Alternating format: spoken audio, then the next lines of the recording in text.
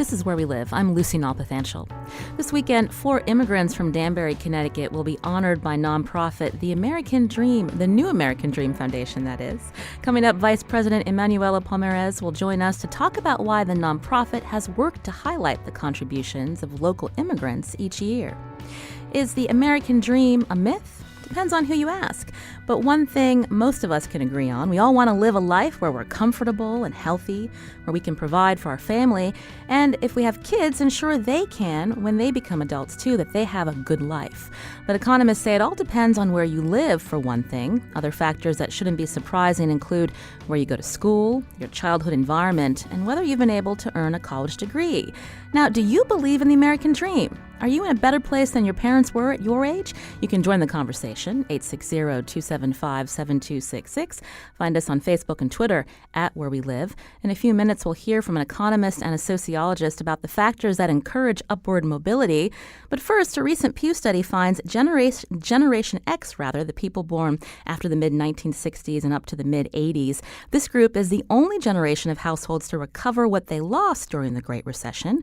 For more, joining us by phone is Richard Fry, senior researcher at the Pew Research Center. Richard, welcome to the show. Good to be with you. I understand it was the Gen Xers who bore the brunt of the Great Recession in the beginning. Can you talk a little bit about that? Yeah, the Gen Xers, those born under Pew definitions between 1965 and 1980, back sort of during the days of the housing peak, 2004 to 2007. They were sort of in their sort of middle years, and as they were building their wealth, they were acquiring houses, so they were buying houses at pretty high prices before the housing crash. They took a lot of debt on to do it. For many American households, a lot of their wealth is in their house, and so Generation X, given their recent entry into the housing market, they were the ones that suffered the greatest declines in home equity, some of them being foreclosed on, and percentage-wise, they took, for the typical median wealth level, they took the largest decline, again, largely because they were overly heavily involved in the housing market. And especially if they bought homes closer to when that bubble burst, a lot of money put into a home when you buy, but not a lot of time to build up that equity, as you mentioned. Yes, yeah. They were, again, highly leveraged. They had a lot of debt relative to the value of their homes. And leverage works really good when home prices are rising. But at least nationally, in many housing markets, home prices fell. And so for some of them, their stakes got wiped out. Some of them were underwater. Some of them were foreclosed on. And so, yeah, in terms of wealth, it was particularly Generation X households that were hit hard by the downturn. Now, how did that compare to, say, the baby boomer generation or even the millennials?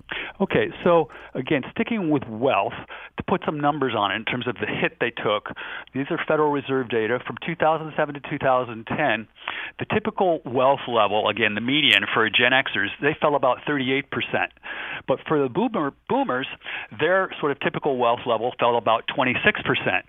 Now, for the millennials, you got to remember, the oldest millennial today is 37 years old. So if we go all the way back to 2007, the millennials were very young, okay? And so I don't want to say that they weren't hit by the Great Recession. They were in terms of the labor market, in terms of finding work, and in terms of the jobs they could get. But they were very young. All young adult households, they have very little wealth. They had very little wealth back then, and so they didn't have much to lose. They were just starting to build their nest eggs. And so when you actually look at the Federal Reserve figures, again, this isn't really, the wealth levels were so low that actually they didn't, so measurement-wise, they didn't lose anything. But again, it's because they had very small nest eggs to begin with. So in terms of wealth, they weren't affected much. There's also the silent generation. Describe who they are and how they were hit by the recession. Okay, so the silent generation, this is, again, a common label for the generation before the boomers. They were born from 1928 to 1945. So get my age right. Back in 2007, sort of this, they would have been, say, ages 62 to 79. So they were sort of already entering into sort of the retirement period. Many of them were retired. And, for example, their wealth levels back in 2007, according to the Fed data, their typical household wealth was about $268,000. By 2010, it was about $231,000. So they took about a 14% drop in their wealth levels. So they were hit, but not as hard as younger generations. And again, it's because they had more of their assets away from housing. They were more into financial assets, less into housing.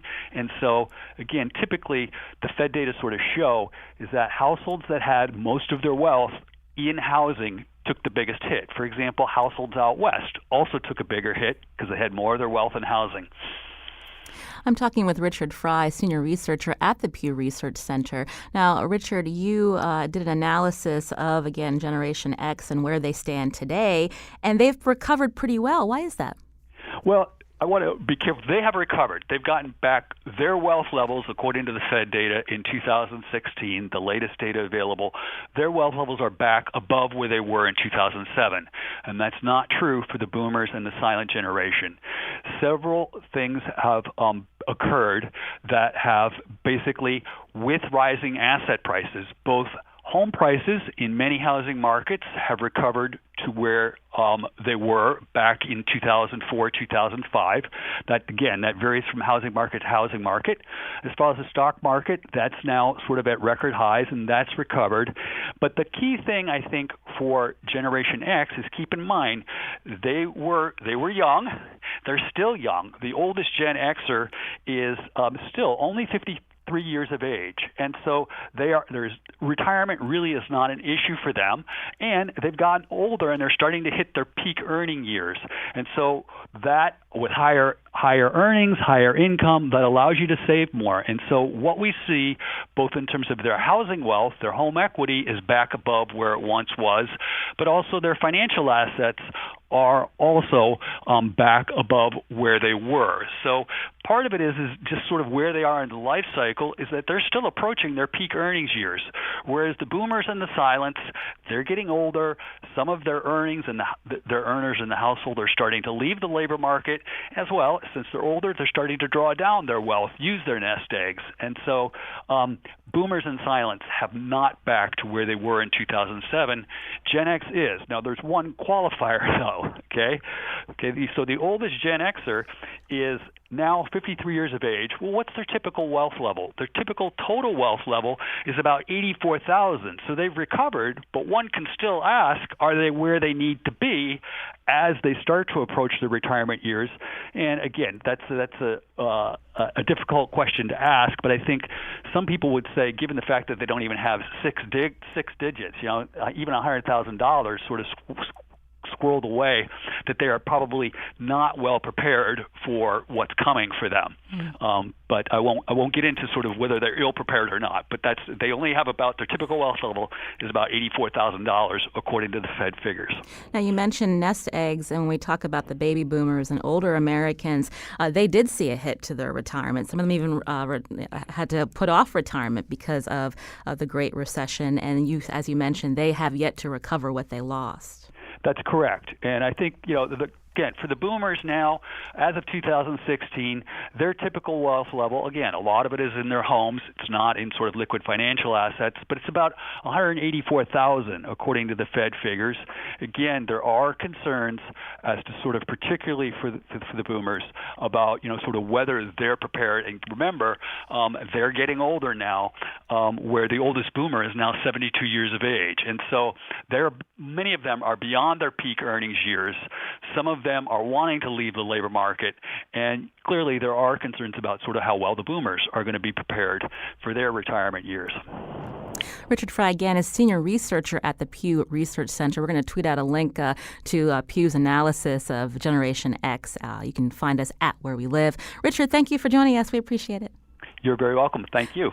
This is Where We Live. Today we're talking about whether the idea of the American dream is really attainable, especially given the growing wealth and income inequality gap in the U.S. Now, how stable do you see your future or your children's future?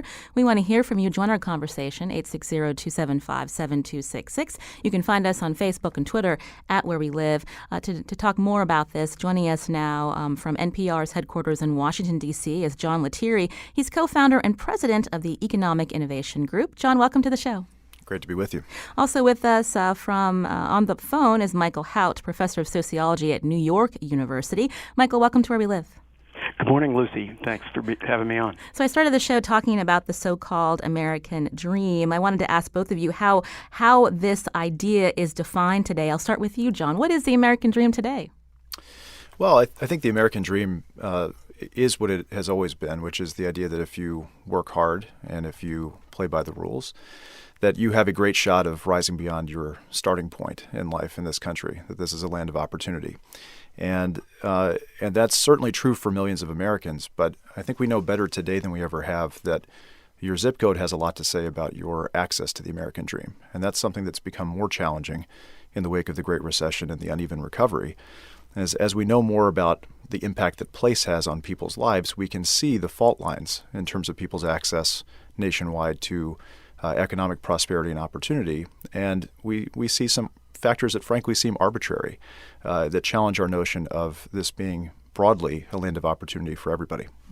When you say the factors that are arbitrary, tell us more about that. Well, it's the lottery of birth. You don't choose your zip code of birth, and you don't choose, for the most part, where you grow up. And yet we know that those are factors that play an overwhelmingly important role in all kinds of different life outcomes, from your health to your success in marriage to your lifetime earnings.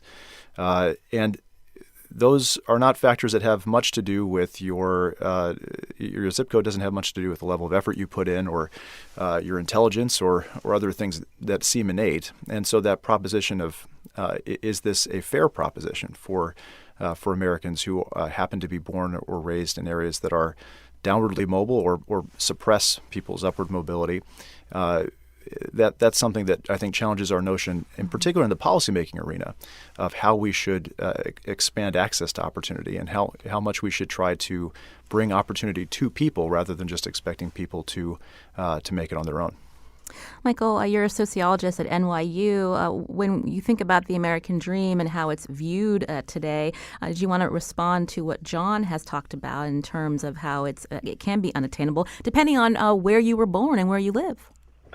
Well, my focus actually is on what your parents do for a living, and I've been looking at occupational mobility over the last 22 years with some new data from the General Social Survey, new data about the past, and find that actually things are worse off than we thought they were, and yet at the same time unchanged over the whole 22-year period. So there's a bit of a paradox there, if I might unpack it just a little bit. Sure.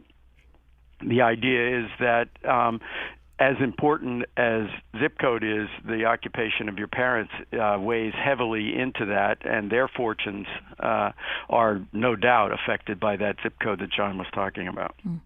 We started the show talking a little bit about the recovery of one demographic, and that's Generation X, since the start of the Great Recession. But when we look at economic mobility, is that something we need to look further back than 2007 to talk about where we are today, John? Yeah, if you look at trends in economic mobility, there's a mixed story here. On some measures, economic mobility has declined because standards of living have increased so much since the beginning of the 20th century. So it's harder to set the same pace, to keep the same pace of growth over a long period of time, and say we're going to continue to have the same type of mobility over a substantially risen standard of living. But in relative terms, people also look at versus your peers, how likely are you to rise, not just versus your parents.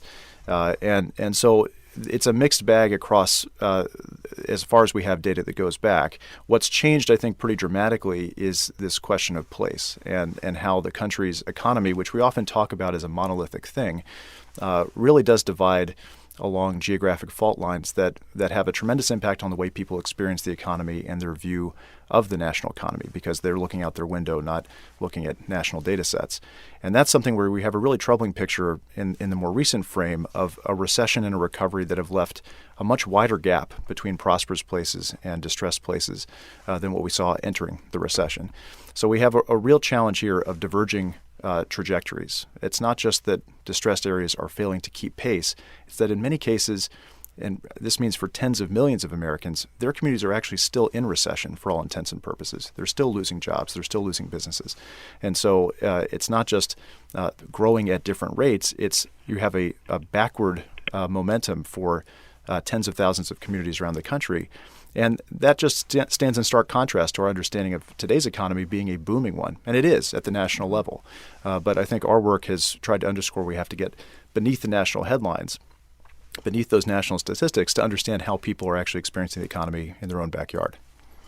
This is Where We Live. Today we're talking about the so-called American Dream. My guest today, John Lettieri, co-founder and president of the Economic Innovation Group, and Michael Hout, professor of sociology at New York University. You can join us too, 860-275-7266. Colleen is calling from Farmington. Colleen, go ahead. Hi. So just to give you some background, I am considered a millennial. I graduated from college back in 2011. And since I've graduated, I have had part-time and full-time positions in the nonprofit sector. And what I'm finding is that from my personal experience, I'm not sure whether I'm going to be able to move forward and have the so-called American dream. I'm finding in my job search right now, I was laid off back in November. I had a job that didn't really fit for about a month, and now I'm back where I started. I'm finding that not only is the bachelor's considered the new high school diploma, because you can't get anywhere without having a bachelor's. And in terms of different career paths, my degree is in communications, so even though I have a wide range of opportunities, it's exceedingly hard when you're up against hundreds of applicants who may have had a degree in a specific field, like marketing or business, something that is more concrete, and you can do a specific thing. Now, Colleen, one of our guests, Michael Hout, he's going to be talking more about his study and how the occupation of parents can play into the success of children as they grow. Is that something that you think impacted you at all, or is it just a wrong time in terms of graduating and trying to find a job with where the economy was at that point? I think it's more of when I graduated and trying to find a job. My parents, they have their own business. They've been very successful. And on my end, I'm still struggling because of maybe because of the major that I chose, and the economy in Connecticut is not as good as it is projected to be. We may have a 4% unemployment rate, but that doesn't factor in the people that have stopped looking for work because their unemployment benefits have been exhausted. Well, thank you, Colleen, for calling in. I wanted to have our guests respond. First, I'll go to Michael. We were hearing a little bit about why Colleen feels like her financial future is not secure. Did you want to respond to what she shared with us? Well, two things. First of all, I think that I hear what she's saying about the need for a college degree. It's extremely important, and indeed that's the main mechanism by which parents influence their children's subsequent success or lack thereof. Is some parents are in a position to finance their kids' college educations, and others are not, and even those. Well, and that's a huge factor. It was also interesting to hear her say that the Connecticut job market isn't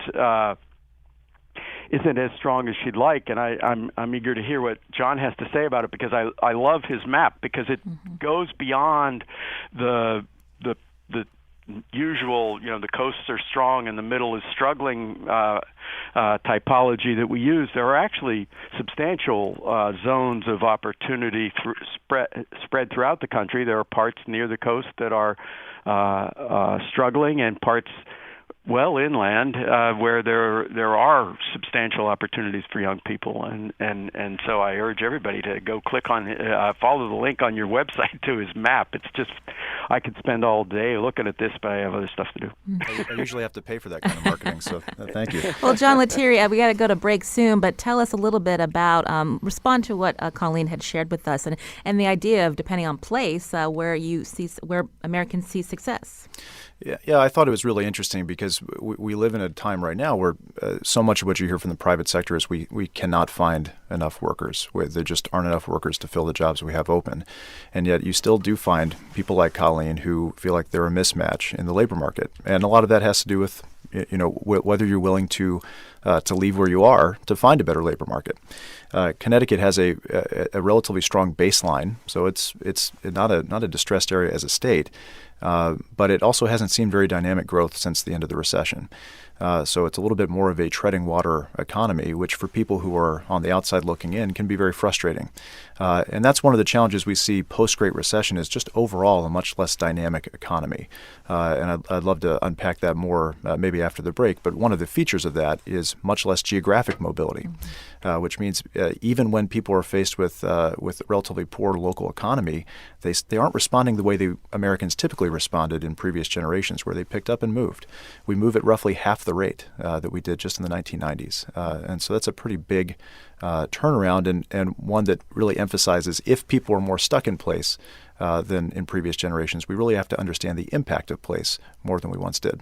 And we are going to talk more about that coming up here on Where We Live. I'm Lucy Nalpathanchel. John Lettieri joining us from NPR in Washington, D.C. He's co-founder and president of the Economic Innovation Group. And Michael Haupt, professor of sociology at New York University. And we want to hear from you, too. Do you still believe in the so-called American dream? You can join us, 860-275-7266. Find us on Facebook and Twitter at Where We Live.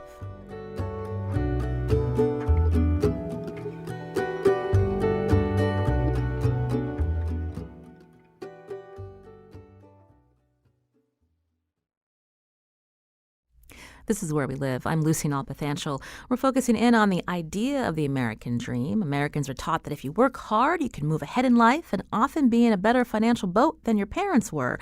But is that still true? We want to hear from you, 860-275-7266. Find us on Facebook and Twitter at Where We Live. My guests today are John Lettieri, co-founder and president of the Economic Innovation Group, and Michael Haupt, professor of sociology at New York University. John, before the break, we were talking more about this map that your organization has come up with in terms of looking at economic mobility. So tell us more about the factors that distinguish a town or city that's more economically mobile versus one that's not. Sure. Well, the map that we've created is an index to look at community economic well-being. So not just the poverty rate and not just individual income, but a wider array of factors: education attainment, housing vacancy, change in jobs and businesses, et cetera, to try to get a broader proxy for what is the overall economic environment of a given place. And we map every zip code in the country with over 500 people. We use that data to sort zip codes against that index into tiers of prosperity. And why do we do that? Again, it's to get back to that question of we need to stop thinking of the U.S. economy or any economy as monolithic, and understand when you're talking about job or business growth, when you're talking about income improvement, you have to ask about the distribution of those gains. Where are they going? And so one of the striking things that we've found over the course of the recovery is that, again, while at the national level, a lot of these stats look good, the distribution has been extremely concentrated in prosperous and comfortable areas. So if you look by place, prosperous places are generating by far the most jobs and businesses on net during the course of the recovery. In fact, along many measures, they've generated more than the rest of the country combined. So that top 20% of places reaping the overwhelming benefits of the recovery from the Great Recession. And so that has a huge impact, again, on how people can access economic opportunity. And if you're in a place that's on the outside looking in, for example, the bottom 20%, where 50 million Americans live, their losses in jobs and businesses has not stopped. So their recession, you're talking about a lost decade for those Americans. And that's a truly profound thing, because typically when you have a booming economy, go back to the 1990s, for example, if you closed your eyes in the 1990s and put your finger on the map, you were better than even odds at landing on a place that had as strong of a growth rate in jobs and businesses as the national economy as a whole. So most places reflected the national picture, and that's shrunk down to just a quarter today. So as an economy, we're much more reliant on a narrow base of people and places to carry those national growth rates. And so when I think a lot of Americans hear about a booming economy and a robust labor market, they find it hard to square with what they're seeing in their own local economies, and that has a big impact on mobility. And it actually, our findings run counter to some of the traditional thinking about winning places and losing places today. For example, our research, when we crosswalked it with an economist named Raj Chetty, who's done fantastic work looking at economic mobility, we found that the most powerful engines of upward mobility in this country were rural, prosperous places in the Great Plains and Upper Midwest. And I think a lot of Americans don't typically think of rural America as particularly dynamic or upwardly mobile, but there are still places in this country where that's the best possible place to be.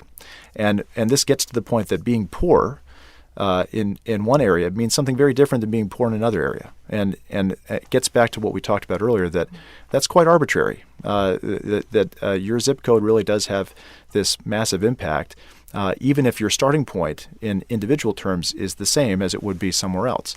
So those broader conditions matter. I think this research that we're talking about now about what your parents do, your occupation, it shows that there's environmental factors that play a huge role. So understanding that, we should use public policy to really strengthen social capital and to incentivize the right type of healthy behavior and risk-taking that leads to more opportunity for everybody. You mentioned the term social capital, so let's talk more about that because you also mentioned economist Raj Chetty's research, this idea that there are places in our country, and he uses the example of Salt Lake City, where there is a lot of social capital, where people who are needing help can find it, and that's how you see upward mobility happening? Yeah, that's one key. Salt Lake City and Utah in general, it seems to be one of the national leaders in the arena of social capital, which it's actually interesting now that that has become a point of focus for researchers. You're actually seeing this interesting project on Capitol Hill at the Joint Economic Committee, a social capital project to try to map and define social capital, quantify that around the country, and understand what are places that are doing well on that measure and what are places that are struggling. But the impact is profound, and it gets to this issue of it's not just about the individual or even about the individual's family. It's about the surrounding circumstances. You're much better off if you're poor and you live in a non-segregated, highly integrated, diverse area where there's a lot of two-parent households, for example, even if you yourself don't live in a two-parent household. So these are issues that we know matter, but what to do about them and how to factor that into policymaking and other decision-making is quite challenging. You can join our conversation on Where We Live, 860-275-7266. Sarah's calling from Southeast Connecticut. Sarah, go ahead. Hi. I just want to make a comment or two. I'm actually I was born in 1950, and I did move around the country to find a job that was enjoyable for me and fit in with my plans. I did not find it easy at any level because of the specification of a job. I did things that people didn't do. And then now you have to get a certification for it. So I ended up without job opportunities, although I re-educated myself as best I could. So your description doesn't quite fit with my experience. I was a nurse, by the way, master's level nurse. I found that it was extremely difficult to get ahead in any region. I worked in Kansas, I worked in Sacramento, I worked in Connecticut, I worked in Massachusetts, and I worked in New Hampshire. I do fit the picture of more mobility, but the economic situation in a particular state, given your particular professional career, is going to be an issue no matter what state you're in. Well, thank you, Sarah, for your call. John, did you want to respond? No, well, except just to say that I think it's certainly true that there's a difference between an individual's experience or the impact in an individual's life, something that may be totally rational at an individual level. If you multiply that on a national scale, may have negative effects, and vice versa. There could be things that are positive at a national scale that present challenges for the individual. So I certainly hear where she's coming from. I wanted to bring Michael Haupt back in the conversation, professor of sociology at New York University. I was curious about the role of higher education when we think about mitigating disparities in economic mobility. What have you found in your research, Michael, about how earning that college degree, how that can help some people, but not all people, because we hear so often about the level of debt that people hold because they've gone on to higher education? Well, the first thing I want to say about it is that there are few investments you can make in yourself or in your children that pay off better than a college education. But on the other hand, the landscape is treacherous. The public higher education generally, students who avail themselves of public education leave with less debt than those who go to not-for-profit private universities, and the people who have the highest debt are those who go to the for-profits. Now, sometimes that works out because they arrange job interviews for you and so on. But for the most part, the really high debt that we see these days is from the highly unregulated for-profit region sector of higher education that for a while the Obama administration was regulating, but the current administration has substantially rolled back those regulations, and so student beware. You before taking out that loan, be very careful about the terms of it. I also want to point out that there's an important way in which higher education cancels the effect of parents, in the sense that if you beat the odds as a person who grew up in a lower class or even a working class background and get that college education, your parents' occupation is no longer a drag on your future. It's among those who don't have credentials that the long hand of parents' opportunities continues to influence their careers.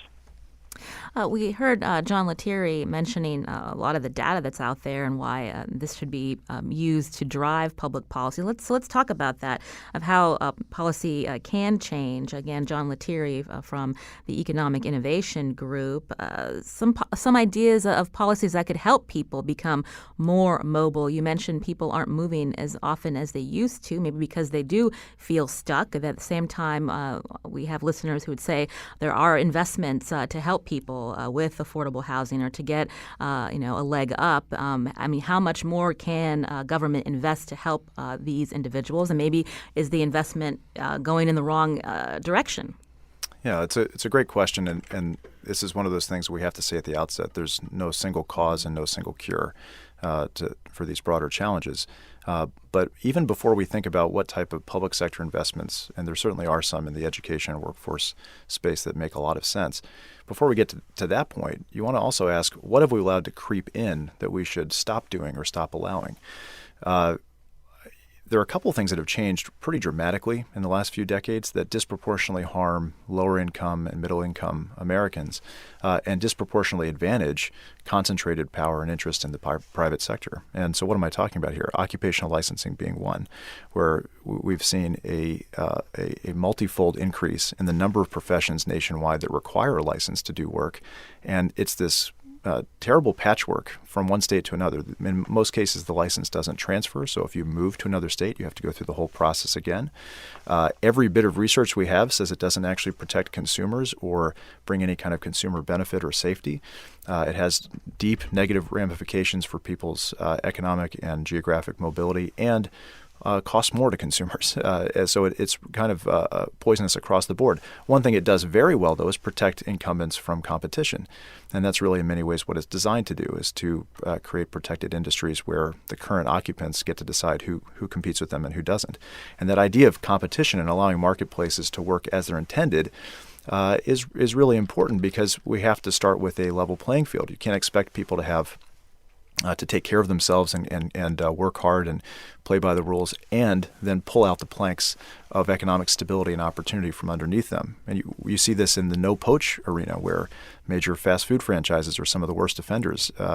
They have collusionary behavior among employers that say, we won't hire your exiting staffer if you don't hire ours. And so for this, again, disproportionately affects low-income workers who are just trying to get their first foot on the ladder of opportunity. That keeps them from being able to bid up their wages. Same thing with non-competes, which also have a very harmful effect on entrepreneurship. So the more that we concentrate power in a few hands, and the more that we stifle healthy competition in a healthy marketplace, folks that are college educated, have an advanced degree, who live in dynamic areas, they're going to be fine. But it's low and middle income workers and their kids that are going to be harmed by this. And then we have to pay more on the back end to try to compensate for the negative symptoms of that. So I think a lot of what we should be focused on in the policy arena is what to stop doing. And so much of it is about injecting healthy competition and transparent marketplaces, rather than allowing for essentially the game to be rigged. And this is where I thought in the 2016 election we started to hear a lot about this rigging of the system. And while I would personally take issue with some of the solutions that were put forward as to what to do about it, I think the premise is right, that for many Americans, that idea that the economy is a bit rigged against you, especially if you don't have a college or advanced degree, rings true, because that's their experience in these areas that I'm talking about. Earlier, you'd mentioned about the importance of where people live. Another place that gets criticism in terms of assistance is many Americans need housing assistance, but to be able to pay your rent and to stay in the same low-income neighborhood without the opportunity to move to a mixed-income neighborhood, that lessens your chances of being able to pull yourself up and have a better job and a stronger income to support your family.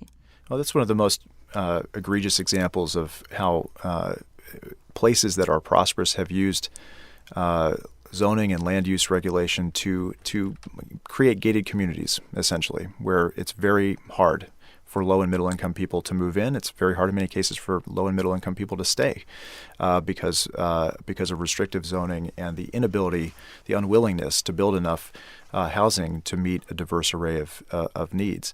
And we see this so clearly in our research, that many of the most prosperous and equal places are prosperous and equal. The equal part is because they've done a good job at creating an enclave and making sure that lower and middle income people can't come in.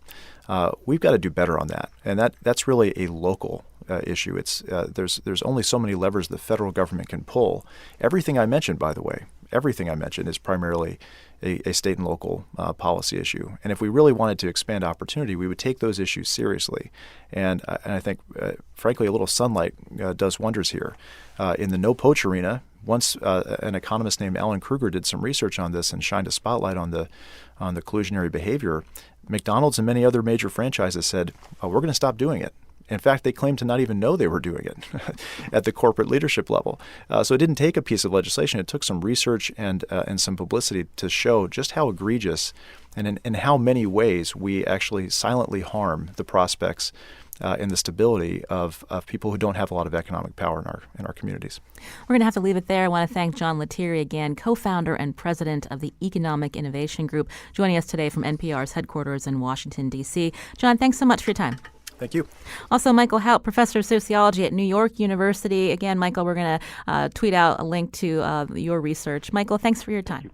Thank you, Lucy. Goodbye. This is Where We Live. I'm Lucy Nalpathanchil. Coming up, the idea of the American dream is something many in immigrant communities believe in strongly. We're going to find out more about a community in the western side of the state that is looking to highlight the contributions of their immigrant residents. This is Where We Live.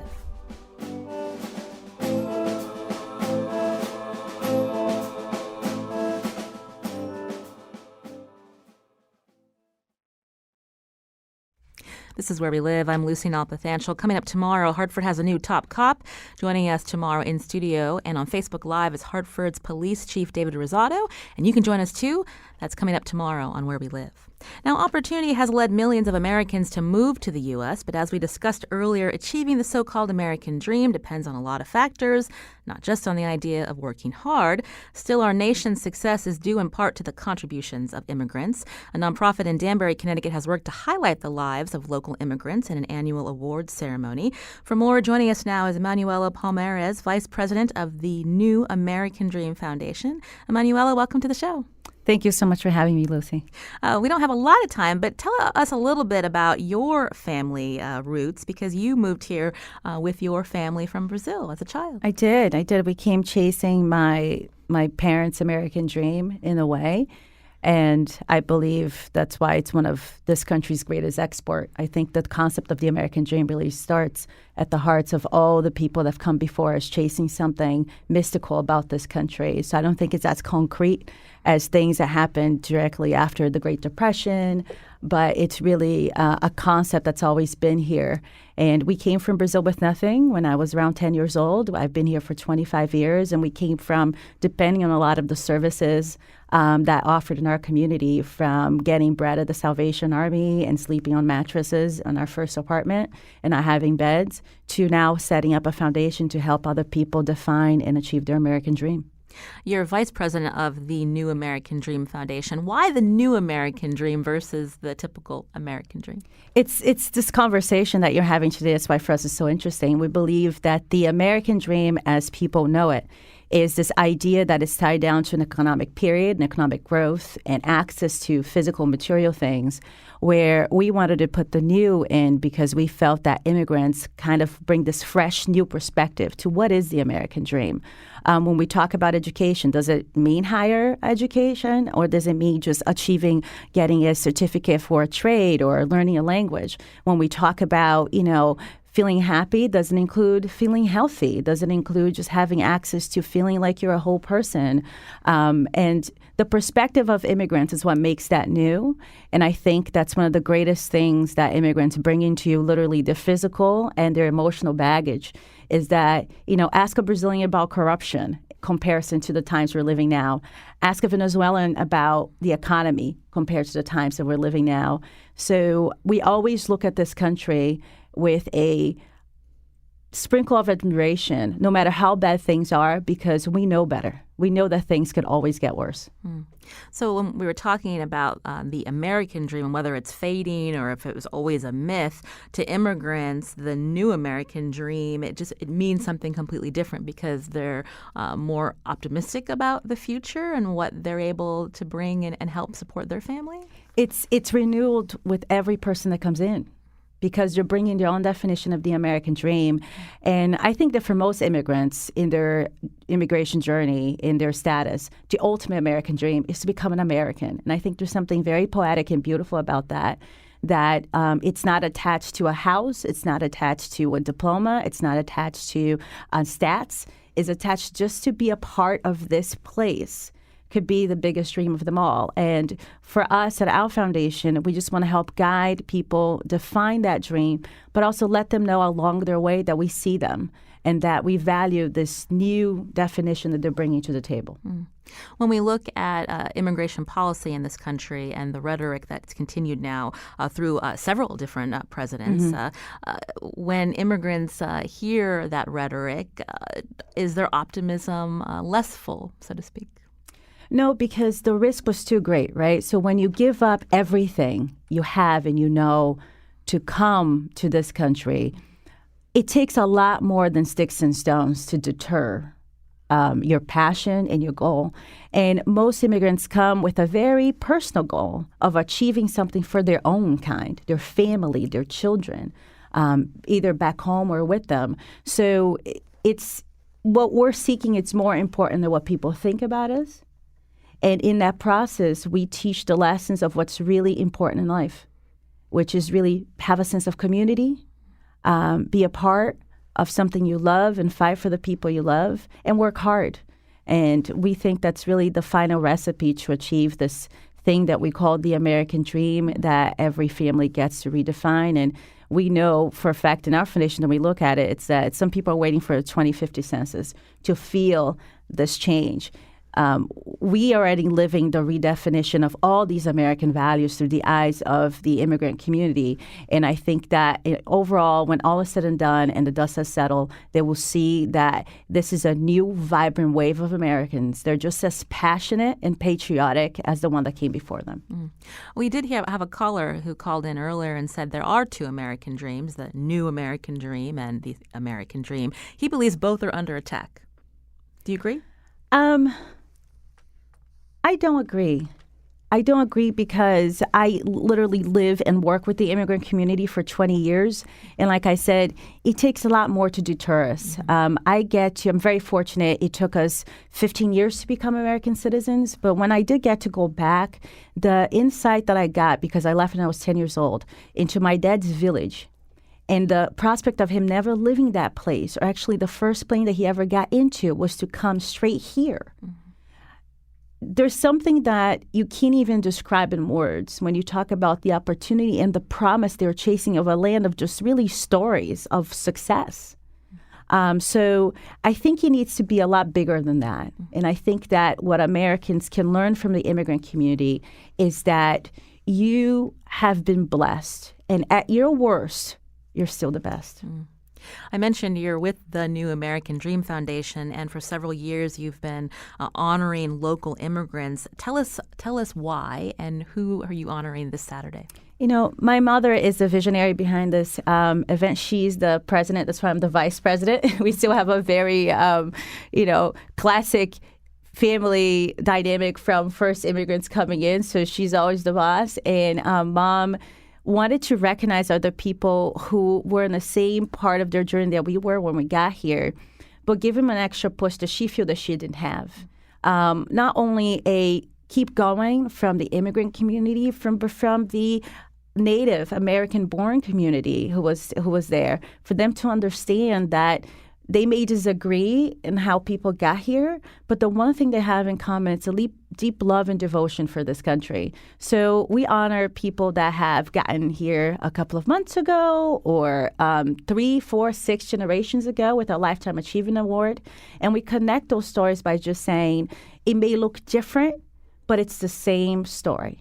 And people are coming here because there's something about this country that's special that enables them to achieve their full potential. And it's up to each one of us to define that and make that our goal. We're going to have more information on our website, WNPR.org/wherewelive, about the people who will be honored this weekend, more about their biographies. But do you just want to quickly tell us the names of those up for awards?